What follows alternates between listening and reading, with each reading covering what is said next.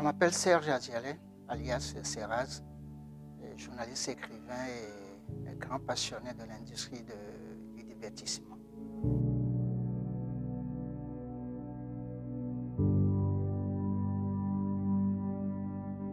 Pour la légende, je suis né un 1er août, 1er août, le jour de la Sainte Alphonse. Et Alphonse comme Alphonse de D, comme mon père était un grand lecteur de cet auteur français, il m'a surnommé écrivain. Bon, donc de fil en aiguille,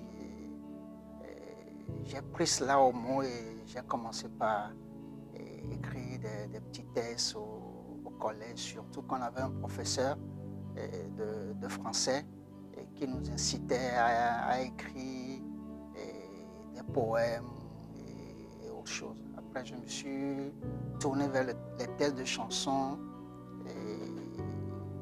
et petit à petit, je suis allé vers la nouvelle et puis le roman.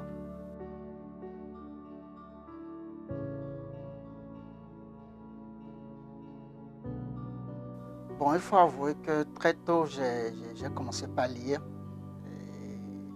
déjà à partir de cours primaire, parce que nous, à notre temps, on faisait lever, parce que j'avais fait l'école évangélique à Hauteuil. Donc on avait levé au programme et on lisait des histoires en éveil. Il y avait une particulièrement qui m'avait touché. Et depuis, j'ai pris goût au récit. Et ce qui fait que quand j'ai commencé à écrire, inspiré par ces petites histoires édifiantes d'ailleurs, je me suis tourné vers le récit. Et puis, il y a eu l'époque des nouvelles d'Isaïe Binton Coulibaly qui m'ont aussi beaucoup parlé. Et depuis, j'ai choisi ce genre littéraire.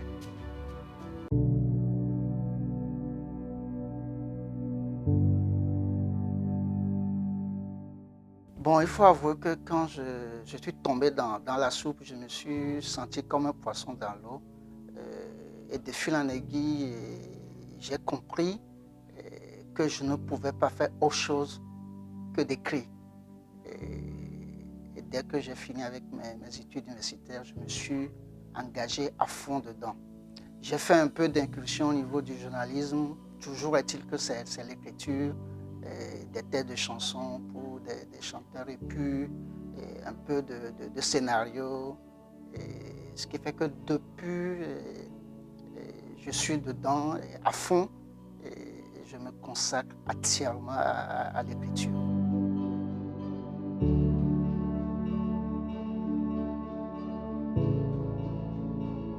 Bon, il faut dire qu'on dit toujours que l'écrivain écrit ce qu'il lit. Et dans ma jeunesse, j'ai beaucoup lu de ces histoires. Et il y a la collection Harlequin qui faisait fureur en ce temps-là. Et il y avait d'autres auteurs de la littérature sentimentale comme Daniel Steele, Barbara Catland, Uta Danella. Et très vite, j'ai pris goût. Et quand j'ai voulu écrire, c'est la première thématique qui m'est arrivée. Et de l'autre côté, il faut avouer que je suis fleur bleue, comme dirait l'autre. J'aime ces genres d'histoires et en dehors de Gérard de Villiers aussi, qu'on aimait beaucoup lire. Donc, ce qui fait que j'ai beaucoup plus écrit sur cette thématique que sur d'autres.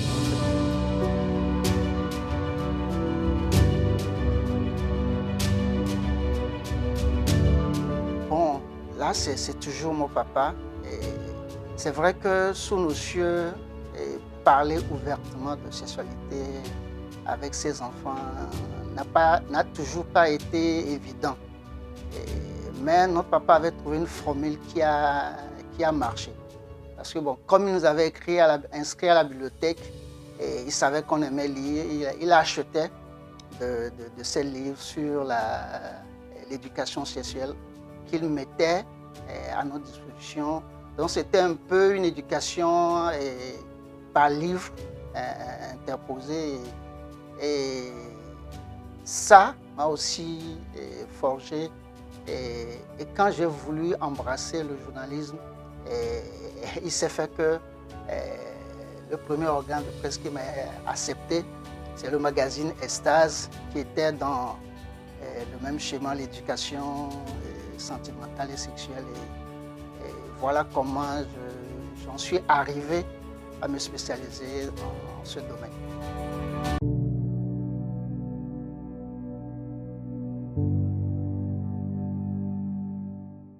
Bon, tantôt je parlais de Gérard de Villiers avec SAS, son Altesse Sérénissime Malcolling. Bon, c'est des romans d'espionnage, mais saupoudrés d'érotisme. Et ça aussi, on dit toujours, on s'imprègne de ce à quoi on est habitué. Mais le déclic même, c'est l'haïtien René Depès. Quand j'ai lu son recueil de nouvelles Alléluia pour une femme jardin, et ça m'a beaucoup parlé. C'est la première fois que je lisais une œuvre érotique avec des personnages plus proches de moi, parce que étant noir. Et donc, du coup, je me suis retrouvé dans cette réalité. Je me disais, pourquoi ne pas amener aussi la touche togolaise à la littérature érotique. Donc c'est comme ça que j'ai pris René Depès comme modèle, et puis finalement j'ai trouvé ma voie dans l'écriture érotique.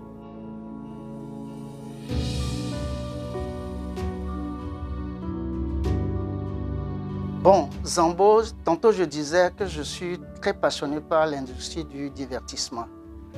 Comment est né Zambo? C'est un jour, j'ai regardé à la télé le film Amistad de Steven Spielberg avec Djimon Hounsou. Je crois que c'était son premier grand rôle. Et quand j'ai vu le film à la fin, je me suis dit, mais ça m'a parlé. Pourquoi ne pas créer un personnage africain avec tout le pouvoir qu'il faut aux super-héros et qui va se battre et mettre fin à l'esclavage. Donc c'est ainsi qu'est née l'idée de cette légende. Et de fil en aiguille, j'en ai fait l'hymne de l'affirmation de soi.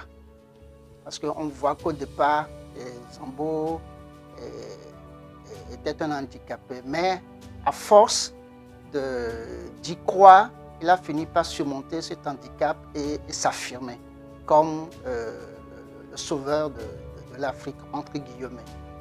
Donc, à travers cela, je veux dire aux uns aux autres, quel que soit le handicap qu'on a, et si on arrive avec la force mentale et autres à surmonter cela, on peut y arriver. Voilà, donc et là, ça fait partie des thématiques que j'aborde en dehors de l'amour et puis de l'érotique.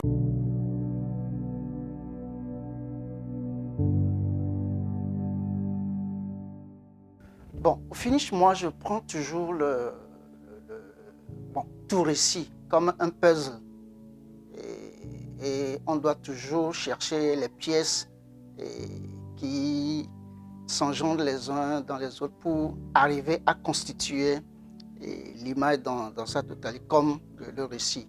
Et ma passion pour le cinéma a fait que j'ai découvert l'écriture scénaristique qui consiste à enjoncer des scènes pour arriver à avoir le tout.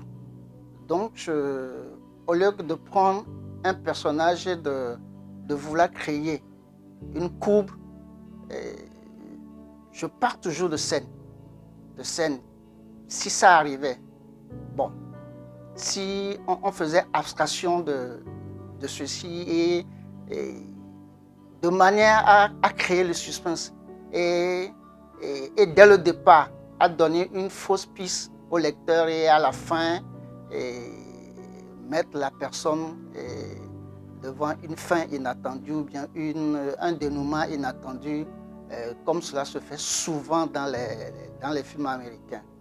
Dès qu'on commence par voir le film, on croit pouvoir imaginer la fin, mais au dénouement, on est surpris. Et donc, j'ai toujours été attiré par ce côté. Et c'est justement avec ça que j'ai construit Pour l'amour de Jade. Voilà, où, bon, on croit que la chose est arrivée de soi, alors qu'en réalité, tout ça a été planifié. Et la rencontre de Serge puis de Jade, leur manière de vivre, de conduire leur amour, tout ça a été déterminé par Serge, qui est le personnage, puisque je dois l'avouer aux spectateurs. Les spectateurs, c'est une autofiction. Donc j'ai un peu montré la voie d'abord de la manière dont j'écris mes récits, et puis de montrer que la plupart de mes personnages sont inspirés par moi-même et par mes amis à gauche, à droite, parce que dans cette histoire, vous allez retrouver un ami qui est moniteur d'auto-école et puis un autre ami qui est coach de tennis. Donc, ce qui fait que c'est toujours avec cette manière que je construis mes histoires. Tout est planifié et rien n'est au hasard. Voilà, c'est un peu ça.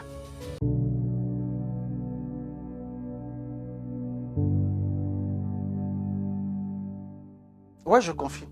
Parce que avant d'arriver à cette manière d'écrire, j'ai fait un petit tour par la faculté d'anglais où on a eu à aborder la littérature américaine et où on nous a même obligés à lire les romans dans leur version originale.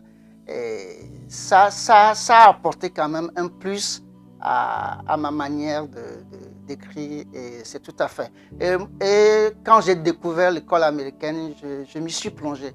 J'ai carrément laissé tomber l'école française qu'on avait quand on était au lycée, et tout ça là. Tout comme au niveau du cinéma où en France on parle de films d'auteur, alors qu'aux États-Unis c'est toute une industrie. Il n'y a pas un seul scénariste, c'est toute une équipe de chacun apporte sa touche pour que ça devienne une super production. Alors qu'en général, ce qui est valorisé en France, c'est le film d'auteur, que moi, j'aime pas trop. Donc, j'ai été à l'école américaine et ça m'a beaucoup aidé dans la construction de mes récits.